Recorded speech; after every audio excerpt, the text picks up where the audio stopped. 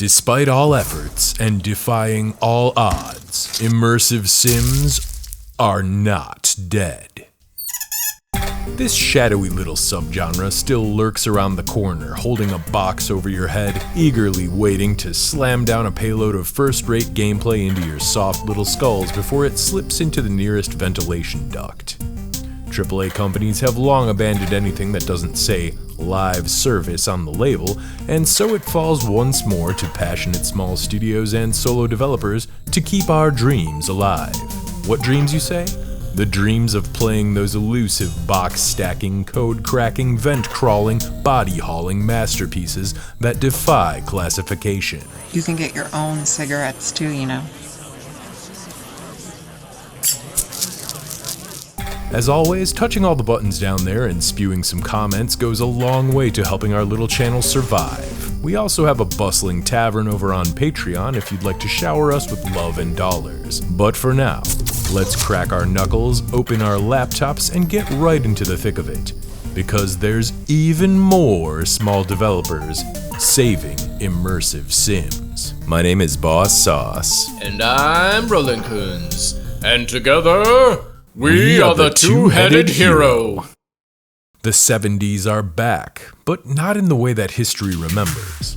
SPECTRA from Ellis Tucci is a reimagining of the Cold War, a disco-drenched love letter to spy films, a chain-smoking simulator, and a playable cartoon where you can bonk a guard off of a building with a boxing glove gun. In an alternate past, the Soviets won the Cold War, and America is on the back foot. Playing as a Soviet secret agent, you'll be slipping on your bright yellow spying gloves in order to infiltrate a vast dystopian city and topple the monolithic Saturn Corporation. The game opens with a short, fully voice-acted training exercise, giving you the freedom to wander around a top-secret Soviet bunker and try out some tools of the trade at an indoor firing range. But your final test lies within a special hangar that's been set up to emulate an American city block. And this is where you're going to get a first-hand feel for the sandboxy nature of the game's design. Your spy arsenal includes plenty of period-appropriate pieces. Sten guns with banana magazines, Russian revolver shotguns, World War II surplus rifles, tranquilizer crossbows, and all manner of cool gadgets are packed into a handy portable suitcase inventory. It's kind of one of the things I missed most in the modern Daniel Craig Bond movies. Super spies need their laser watches and exploding fountain pens to complete the fantasy, rather than just being a guy with a gun and a cell phone. And that revolver shotgun here is an absolute beast. A single tap scatters brains and body parts everywhere. But out of all the tools on offer, the boxing glove gun has to be my absolute favorite. Sneaking up on a guard with this bad boy sends their body ragdolling into uncomfortable angles.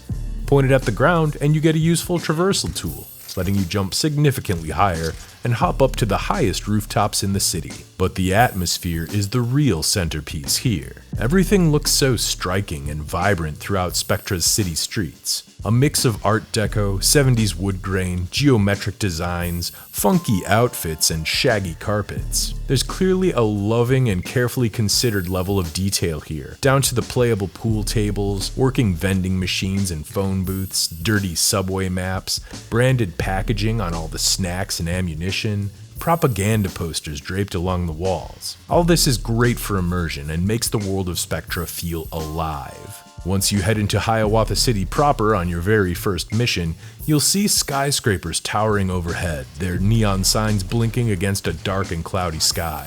The citizens chain smoke in their immaculate dresses, the rank-and-file soldiers stiffly patrol in their pressed uniforms, mumbling and complaining to themselves. And even though their lips never move, I really love the GoldenEye-style face scans on every NPC. The diegetic interface works really well here. Taking damage desaturates the world, and jabbing yourself with a health needle brings back a rush of color. The suitcase inventory folds out to show your health and armaments in a clever, easy-to-read manner. It's refreshing to see a game based on an era when the transistor was a new technology. Everything here feels so much more analog, so much more tactile and tangible, and that's a pretty impressive feeling for a game to nail down. This is an early demo though, and some things still need some refinement. Hit feedback could use a little tuning since I couldn't always tell if my shots were connecting. There's a couple of guns that emphasize form over function to the point where they're hard to aim, like what's even going on with this blade sight on the pistol? Guess it explains why the blue suit guards have stormtrooper accuracy. Enemy AI needs a bit of work too, since tripping a single alarm can bring a whole level down upon your head in moments. And since this is a stealth-heavy game, I'd really like to be able to pick up and drag the bodies. Kinda hard to cover all my indiscretions when they're spread all over the streets.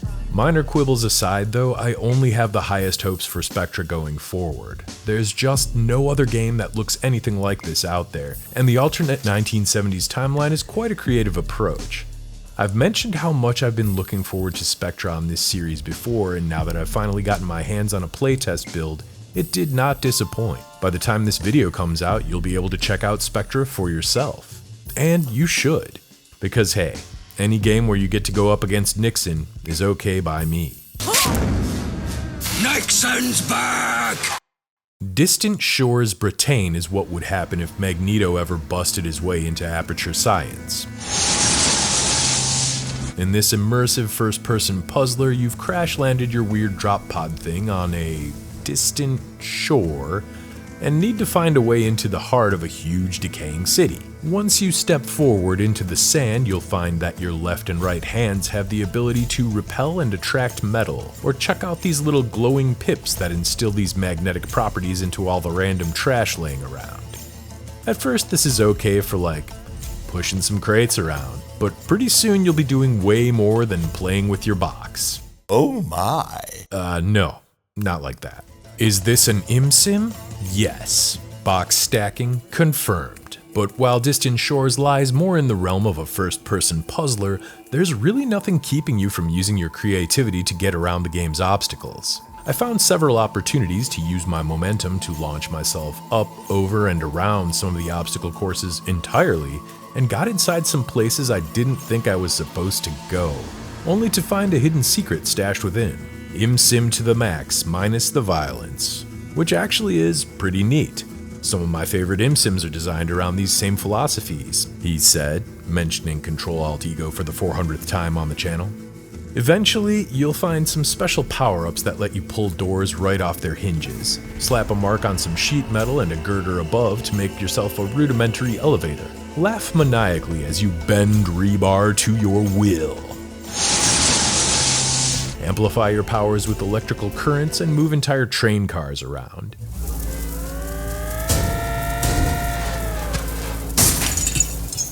It's also important to note that this isn't just a bunch of cleverly scripted set pieces thrown together, and I definitely spent more time than I'd like to admit just making great big chains of deadly electrified junk. All this effort is just to pick up the odd photograph or soundbite or drop pod remnants that may or may not reveal hints about the people that used to live here. The ruins tell their own silent stories of a power source misused by its creators. Giant mascots that once taught children the benefits of these powers now stand dormant in a dilapidated museum. It's got a creepy abandoned future vibe that really stands out. Plus, look how nicely this glass breaks. That's real good breakage. To really reinforce the parallels to Portal, Distant Shores tops off its experience by having you dodge turret fire from a crazy robot in this big epic boss sequence. I'm looking forward to seeing what challenge gets thrown at us next, and then catching that challenge in midair with my magnetic mittens before sticking it to an electrified wall. DEVOID is a lo-fi love letter to the Dishonored games that lets you vape on rooftops and launch vampires into orbit.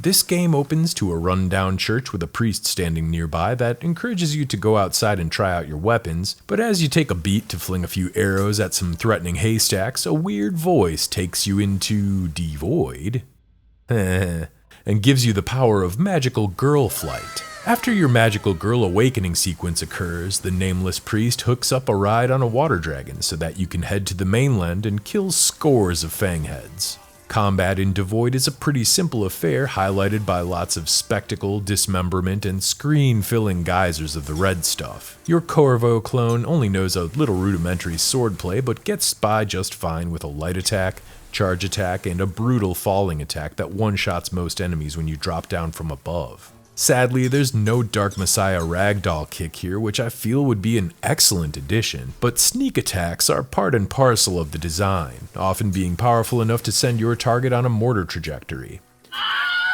If there's one thing I love, it's over-the-top ragdolling, and DEVOID dials it up to the point where you can kick a winning field goal using nothing but an unlucky nosferatu and the will to succeed. But after the initial silliness of the goofy physics wore off, I started to really appreciate DEVOID's attention to detail. Look at these cool-ass doors. Look how they open. That's so weird. Everything has cool-ass designs, to be honest. Treasure chests, cabinets, combination locks, they all swivel and twist open with a bizarre yet familiar feel to both their form and function. It feels elegant and alien at the same time, a nice little touch for when you're rummaging through people's dressers, scooping up their coins, trinkets, and vintage bottles of Grandpa's special brandy or whatnot. And you're gonna need all that special brandy because it powers your health system. Red bottles go into your big health needle, and green bottles fuel your magical techno vape. So yeah, DEVOID is basically a game about killing vampires while heavily under the influence. Oh, no wonder you can fly around like a magical girl. But we're here to talk about immersive sims, and even this early demo feels like it takes several solid steps in the right direction. You can toss bricks and bottles around as a distraction, of course, and a carefully placed arrow can turn the most lethal turrets back on their masters. Blowing up these weird coffin generators launches a heat-seeking ghost missile that explodes your enemies. I'm hoping that the game leans more into this type of stuff as it nears completion. Keep in mind that this is an early demo, though, and could definitely stand some more refinement. There's a ton of key hunting and a lack of direction in the level designs that hamper the pacing, and even when your journal says what you're supposed to be doing, it's not very clear. I still got lost a few times due to the lack of solid landmarks and the general sameness in the map design. Even if I found a key, I'd still have a hard time tracking down the lock it belongs to within the myriad of similar hallways. The enemy AI is also a bit inconsistent. Maybe you accidentally wake up an entire bloodsucker hotel with an errant footstep, or maybe they don't even bother to acknowledge you while you're impaling their buddies a couple meters away. And, well, adding wacky physics is always going to result in the occasional hilarious body bugs. DEVOID might feel a bit rough and simplistic as it stands right now, but there's definitely a solid foundation here that I'm looking forward to seeing more of. The action is fast and bloody, stealth is hilariously optional, and hey, who doesn't love slicing vampires into manageable chunks? Now, I love a good mystery, but I never thought I'd encounter one that opens up with stock footage of a curtain call.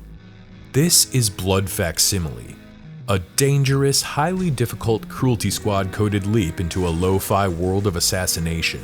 While it shares a few influences with that beloved MS Paint-flavored shooter, Blood Facsimile fills its world with Lynchian character dialogue, dark vaporwave imagery, and distorted synthesizers that boom away in the background.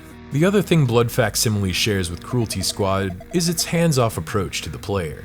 Systems are cryptically explained by only a line or two of text, and they're left up to the player to unravel. So I don't really know with any level of confidence how any of this works, but I'm gonna do my best to explain it as I understand it. So the game seems to take place in some sort of virtual play space. We're not looking at the actual world, but some sort of digital spa feed where we're simply controlling an avatar. No, not like that. Well wait, sorta like that. Going by the first on-screen crawl, you're a prisoner and this is your punishment. So you wake up in a weird pod with a pool of blood at your feet and start muddling through the orientation area. There's a whole lot of spa themes and horse iconography at play here, so I guess maybe this is what people do instead of relaxing in the future, and you're here to beta test it or something. Anyways, there's a bunch of different things to do here. Pursuing missions is the main one, and collecting big floaty Mario 64 icons seems to be the other. You'll need a zone token to transition between areas, and these big glowy balls are usually placed somewhat conspicuously in every level. You'll also find stars scattered around in hidey holes everywhere, and apparently these can upgrade or purchase abilities at strange gothic arcade cabinets like this one. How this works, I do not know, but there's one thing I did know how to use: all the guns. Weapon management is more hardcore than I anticipated. Magazines drop any spare ammo whenever you hit that reload button, and your total carried reserves are pretty low. A 2-weapon limit and a faithful kick are your only defenses against vicious and accurate guards that can shred you in a handful of shots, so you'll actually need to approach this more like a tactical shooter. Careful corner peeks and short controlled bursts are what's going to get you through. To further complicate things, there's something called a sync system. Not really sure how this works either, but as far as I can tell, taking damage causes your character to desync from the simulation. To restore your connection, you'll need to click on these little horses that are running around and turn them back into spades. But if you're too slow, you'll have to subject yourself to an impaired screen space for a bit, as advertisements for a spa flood half of your interface. Blood Facsimile has no save systems, mid-mission safe rooms, or checkpoints to be found anywhere. Dying is an instant restart that sends you back to the beginning of the current level, and you're going to be dying a lot. Sometimes within split seconds of being spotted. Or maybe you'll accidentally sit on a hornet's nest and get needled to death by a swarm of killer insects. This can get pretty frustrating when you're just starting out, and the fact that the mechanics are only explained through some terse text boxes does not really help things. Still, there's something here. Environments are large and varied, the lighting is moody and dark, there's plenty of vents to crawl through and secrets to pick apart within each of them. Even the home base seems to be holding a bunch of mysteries, albeit gated off behind those goddamn Mario stars. And since you're encouraged to explore and revisit areas, it really feels like you're playing around inside of a big early 2000s Deus Ex type hub world. Blood Facsimile prides itself on being opaque and difficult to figure out. The learning curve here is a sheer cliff, and climbing it is both the journey and the reward. And for some gamers, this is like having an annoying itch deep inside your brain. The only way to scratch it is to throw yourself into the deep end time and time again. I'm hoping the full game will give fans of this certain type of surrealist imsim plenty to chew on for a long time. Yes. There's nothing like chomping down a glizzy in the neon glow of a cyberpunk dystopia after a long day of hacking into corpo servers. And that's the experience that Void Future Hacking Protocol hopes to provide. The game starts off with a, well, rather amateurish production of a motion comic that sets the tone. Apparently you play as this shave-headed badass punk rock girl that beats off dudes on the subway with her electric hands. Oh my. No, not like that. So maybe that's not the greatest first impression, but after your little subway adventure you'll see that, hey, you made the news. And as if on cue, a courier with a mysterious package shows up at your apartment and throws the 451 code at you, right in the first dialog box of the game. 0451. So, immersive sim confirmed? Right? Cracking open this box reveals an encrypted hard drive, your very first MacGuffin. While you set this to cook on what I can only assume is an Alienware with a 5090 inside, you sit down at your laptop to learn the ins and outs of hacking. I guess beating off dudes on the subway is a natural precursor to hanging out in your apartment and mashing on keyboards because that's the majority of what you're going to be doing here. Void Future has a somewhat deep terminal-based hacking system forming the meat of the gameplay, and each of these little open-ended scenarios has some frantic, timed logic puzzles that do a pretty good job to make you feel like a sweaty keyboard warrior. The demo shows off a variety of mission structures that get progressively more complex. You'll start out with stealing from ATMs to pad your bank account before moving on to backtracing a blackmailer's email address and injecting malicious code into secure mainframes. This gets you caught, so back in meat space you're going to have to break out of your own apartment building, slip past the guards, and disappear into the neon maze of the city streets outside. This stealth section consists of avoiding some pretty forgiving guards and half-blind security cameras. What happened to the electric badass kung fu we saw in the intro? I hate it when games do that. If the intro shows the protagonist pounding a guard in the face with some taser punches, let me pound that guard. Oh. Wait, no, not like that. But getting past this short evasion sequence nets you a glorious glizzy reward and a peek at keypad hacking right before the demo abruptly ends. Bummer. Virtual blue balls. So, where does this land on the immersive sim spectrum? I'd argue it's on the low end for the time being, but the open puzzle-like nature of the hack missions and an expandable laptop that you carry around everywhere hint at some possibilities for the future. The Void Future. If the full game truly embraces its imsim potential and allows for a bigger tool set with some out-of-the-box thinking, I'd be 100% on board. As it stands right now though, I'm like 80% on board anyhow. I often get comments or questions on whether this game or that game is truly an immersive sim, and my purpose in making videos like these is not to split hairs on what constitutes a solid definition of the term. That argument's been around forever. But instead, I just want to shed light on games that'll probably be interesting to imsim sickos everywhere. And while Void Future is lacking some of the components you'd normally see in a box stacker, it's definitely got enough going on to keep an eye out for. People are so horny for a new Morrowind nowadays, but Big Daddy Bethesda seems content with edging us along on re-releases and remasters that make all the characters look like freaky claymation puppets. Is this the best your pathetic guild could do? Good thing the folks at Spellcast Studios decided to say, screw it, we're gonna make our own Morrowind. With blackjack and hookers! Enter ARDENFALL, a low-poly psychedelic take on the exploration, deep leveling mechanics, and intricate social systems that Bethesda once embraced, long ago. I can only assume the name Ardenfall is a play on words to Vardenfell, the island home of Morrowind's Dark Elves, and the setting of that game. Although Ardenfall has a decidedly more Eastern flavor to its designs and dialogues, there's more than a few parallels between these two games. But wait, hold on. Morrowind is not an immersive sim. So why am I even mentioning this game in the first place? Well, I'm going to argue that there's enough common elements here to nudge Ardenfall into the imsim bracket. Let's talk about why. So, Ardenfall starts out with a robust character generator, just like any worthwhile RPG. Sadly, there's not much option to make a weird little guy here, but man, gotta love the fantasy race representation. Especially with these dwarves, real citizens of the Underbite. You'll pick your stats, perks, and name before waking up on the shores of an unfamiliar land. Yup, it's the same old stranded fantasy hero trope once again, but a fine enough setup for what's about to happen. A distressed nobleman and fellow shipwreck survivor asks for your help, pointing you to an eastward cave where he foolishly stuck his katana in the bushes. So I con this idiot out of his clothes and set off on a grand adventure. Adventure awaits! Battling your way through the prerequisite tutorial dungeon you'll find behind the vines gives you a big taste of Ardenfall's combat. I remember trying a much earlier demo of this game about a year back, which I didn't really feel at the time, but from what I recall, this plays like a complete system revamp. Going blade to blade, or blade to claw, requires quick reflexes as you dodge, parry, and counterattack. Ranged options include magic staves, scrolls, spells, and bows, of course, as well as throwing stars and potions that you can chuck at enemies for some powerful effects. All in all, the fights fall more along the lines of something like the recently released Tainted Grail, where combat is impactful, fast, and lethal. Almost like it's trying to be a Soulsborne in first-person form. I gotta say that I really enjoyed the challenge. It's a far cry beyond Morrowind's dice roll combat, for sure.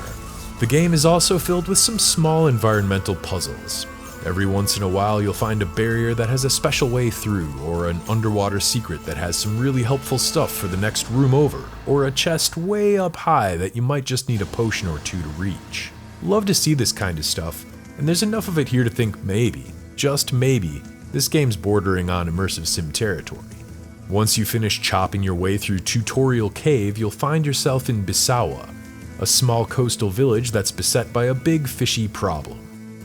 This poor little guy has gotten himself stuck within the only trade route that leads out of the village, and the people are beginning to run out of food. The beast is way too big to fight, and the villagers regard it as a sacred creature, so just trying to kill it is not the best idea. And honestly, why would you? He's not trying to hurt anybody, he's just a big old sweetie. Look, you can even pet him right on his big stupid face and become his friend. By asking around the neighborhood for a better solution, you'll find out that a reclusive hermit lives nearby. This hermit is rumored to be an alchemist and might know a more homeopathic method of getting the fish dislodged from his hole. Oh. Not like that. The hermit happily helps you though and provides you with an alchemic base, as well as a few clues that point you to the catalysts you're going to need to free the finned creature. And here's where Ardenfall won me over. Scrounging up the ingredients for this potion is going to send you far and wide over the play space in the demo. Some of these are guarded by fierce creatures or hidden away in dark corners. There's even a mini puzzle that has you riding a bubble up to a secret floating island. Up here, one of the special flowers awaits you along with some choice pieces of loot. But getting down is another story. It's a long fall. A long ARDENFALL. Get it? Get out! But a levitation or slow fall potion can get you back down safely, if you remember that you have them in your bag. Don't decide to test your ankle strength like I did. There's at least 4 different ways to resolve the situation here, and probably more judging by the achievement list. Using one type of catalyst in the potion helps the magic beast wiggle off into the cosmos, while another one makes him small and adorable, which he does not appreciate. You can also cave in the tunnel on this poor guy's head, which made me feel kinda sad. This 90-minute demo had enough crab fighting, cliff hopping, and secret hunting to get me truly excited for the rest of the game. ARDENFALL is filled to the brim with some immaculate vibes, and I'm really interested to see how far the branching paths and immersive elements go once the game finally drops. If you've got any interest in a Morrowind replacement and don't want to wait for Bethesda to drag its feet any longer, ARDENFALL is worth wishlisting right away. Special thanks to our supporter Adam Uselman for suggesting this one. It was a great recommendation that lands right at the intersection of imsim and CRPG, 2 interests of mine that I hold quite dear. We do have a nice cozy little tavern over on patreon.com/twoheadedhero, so if you'd like to get a few extra perks and help us keep our fireplaces burning, maybe check it out for yourself. It's time to get down in Skeleton Town. Hello there. Here's Undertaker, a stealth action imsim light shooter that's kind of reminiscent of Blood West with a Plague Doctor theme. You wake up in a bar full of cool skeletons and spooky pumpkins, but since there's no innkeeper to help you wet your dry bones, the only thing to do is take on dangerous missions for a mysterious Plague Doctor. After chopping down a few feisty revenants, this beaky boy sends you tumbling through a magic blue portal that drops you outside the broken remains of a once thriving village. Your objective? Find some sort of stone that has a bunch of runes written on it and bring it back to him. Undertaker features a decent amount of sneaking up on disgruntled skeletons and bonking them over the head. Stealth attacks are incredibly lethal here, but more often than not you'll be fighting these ghouls face to face. The standard issue Undertaker kit includes your standard issue kick straight from Dark Messiah of Might and Magic. Some heavy and satisfying weaponry like this badass bolt action pistol, various arcane trinkets and powerful grimoires, a good old-fashioned grid inventory to meticulously arrange and rearrange, and finally, bread. That is bread. Dedicated kick and dodge buttons give the player plenty of tools to survive, but you're beholden to a stamina meter, which adds a certain element of tension. Undertaker tends more towards survival horror with its long reload times, limited weapon slots and bag space, and scarce resources. Single-use weapons like dynamite, hand grenades, and firebombs appear alongside magic potions and mystical artifacts, and scouring the frozen countryside for loot turns up a strange mishmash of pocket watches, grooming utensils, canned goods, and cultic relics. Stumbling over the odd runic skull or blood gem opens up the opportunity for a mini-puzzle where placing the right offerings at the right altars can net you a powerful artifact to equip. These aren't just for show either. Many of them have massive boosts to damage resistance, movement speed, and other basic stats, while also making you more vulnerable to status effects or slowing your stamina recovery, or so on. This makes each combination a bit of a double-edged sword that has to be carefully considered. Artifact and weapon choices become your character build basically, a design move that really reinforces that Blood West comparison I made earlier. Death is not the end here either. In a move somewhat cribbed from the Souls games, dying or teleporting out of an area through one of these Baja Blast portals launches you back to the safe embrace of Dr. Beak here. But when you return, all the enemies you worked so hard to destroy will be waiting for you once again.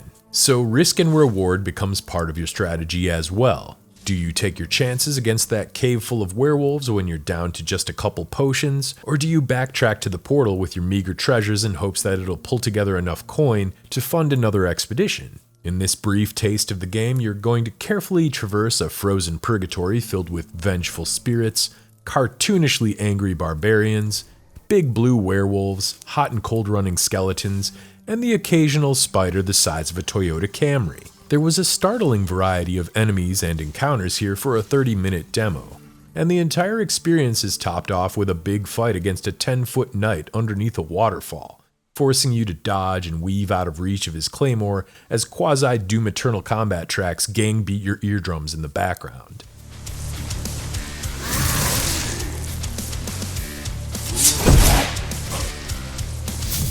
You'll probably end up throwing everything you have at him just to survive. But me? Psh, not even close.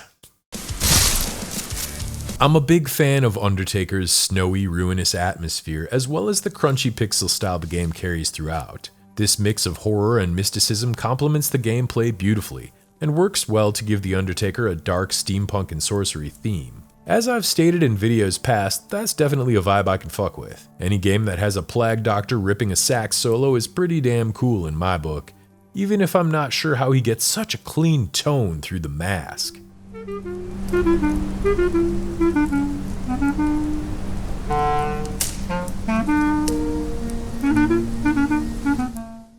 In AFTERSHOCK Coastline, you play as one of these 1950s Rocketeer type lads that wakes up on a forgotten shore.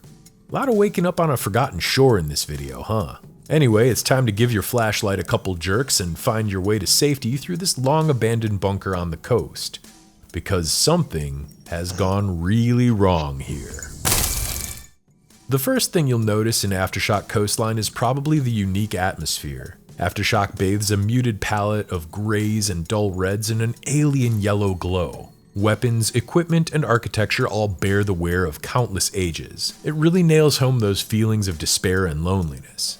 The creeping dread of being stranded in a long-neglected place. And there's something to be said for the technology of this distant world. CRTs and vacuum tubes lie buried alongside big boilers, industrial pipes, and yard-thick concrete walls, all slowly getting taken over by huge glowing alien barnacles and crystal outcroppings. This save station design is really cool. Maps are displayed right on the little screens here, requiring you to physically sit and study them if you want to figure out where you are. But all this takes a background to the mutated creatures that shamble through its darkened halls. Gray-skinned ghouls blend in with the concrete corridors, awkwardly stumbling around until they sniff you out and blindly charge towards the only warm body left in the garrison.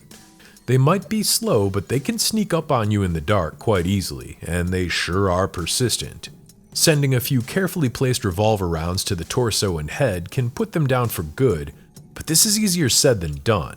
This ain't no Call of Duty, no fancy aiming down sights here.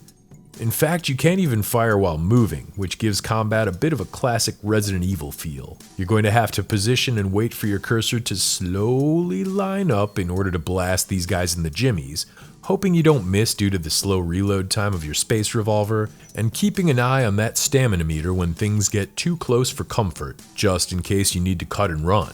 While they're not rocket scientists, the zombies still have just enough self-preservation rattling around in their mutated heads to try to block your shots with their arms and legs.